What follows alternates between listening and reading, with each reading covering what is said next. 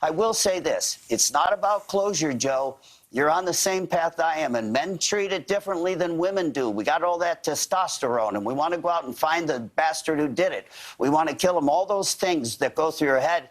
And it can't happen. I met a father who felt the same way I did, and he had a gun, and the cops came and brought him. He came to hear me speak, and I thought about it, and I don't know how I spurred it out, but I said, if you could have your son dead, back for 1 minute, because you're here trying to kill the two guys at this trial with a gun, you're drunk, you're going to shoot him in the courtroom.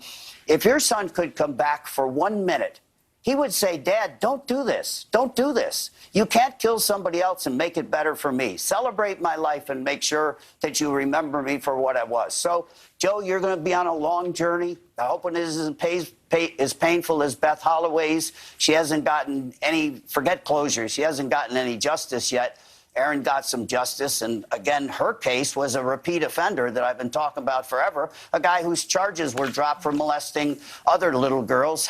I can only think her daughter might be alive if the criminal justice system worked better for the bad guys that prey upon children. But it's a long haul, but you know what? You have a lot of people supporting you. This case has grabbed the American public, and we have to keep it alive as much as since Elizabeth Smart. I mean, it's really strange because I deal with and profile all kinds of missing women, and nobody profiles Black and Hispanic missing women. It's always the blonde girls and the blonde Adam Walsh, Elizabeth Smart. That's a huge problem. I've always been colorblind and America's Most Wanted on my new show. Nobody cares about those missing women. They don't get the publicity. But Joe, you got a good network around you, and you got support. Celebrate her birthday and stay on that hunt, because I'll tell you what, after 27 years, it made a lot of difference to my wife and I, Reve and I, and our grown children. That ended the chapter. We knew the guy that killed Adam and 6 other people.